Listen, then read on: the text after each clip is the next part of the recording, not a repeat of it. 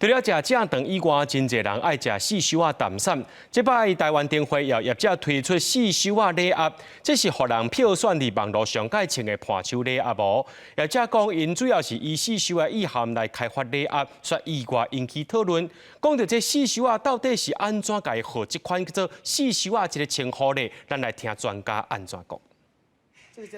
桌顶无论是碰饼、煎饼，拢是古早四修啊。这是咱业者配合今年台湾灯会定选活动，以传统糕仔饼开发出四修啊礼盒。除了有传统的碰饼，佮结合创意加入事件造型来做糖饼，这嘛互票选是网络人气王的伴手礼盒。阮台南讲的，3粒碰饼，开下一只麻油鸡，这是较传统的物件。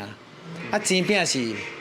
阮遮个讲法是食煎饼生钱仔囝，啊就好，甲这有好的寓意的物件吼，那个集合伫这礼盒。听你讲四修啊，这到底是安怎来的？业者讲，因为糕仔饼做好，顶头会当4种成熟，好把西墙的多样。因为有4种成熟，就要临时的台语就方号做四修啊。不过台语老师讲，顶个真恶苛刻，有侪无同的讲法。较早古汉字内底实修、素习、真修。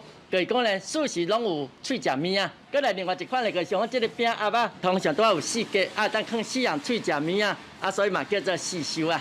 饼店头家讲，因为是大人定会买糕仔饼做四修啊来淡散，时代改变，较少人咧买，特殊传统的龟仔布已经较少咧用啊。店家因为着啥人来练捌古早的四修啊，甲饼做成美笑的图形，甚至为糕仔搁掺吉祥机伫顶头。改变讲咱这个寿喜糕，也是咱这个招财进宝，也是咱这福禄寿这种的糕饼来代表。 四修啊是一个统称，台语老师表示，只要毋是正长的，其实拢会使包括伫咧四修啊内底。这摆灯会有业者提这做创意，帮互台湾灯会伴手礼加一寡味道甲趣味。记者李上台南采访报道。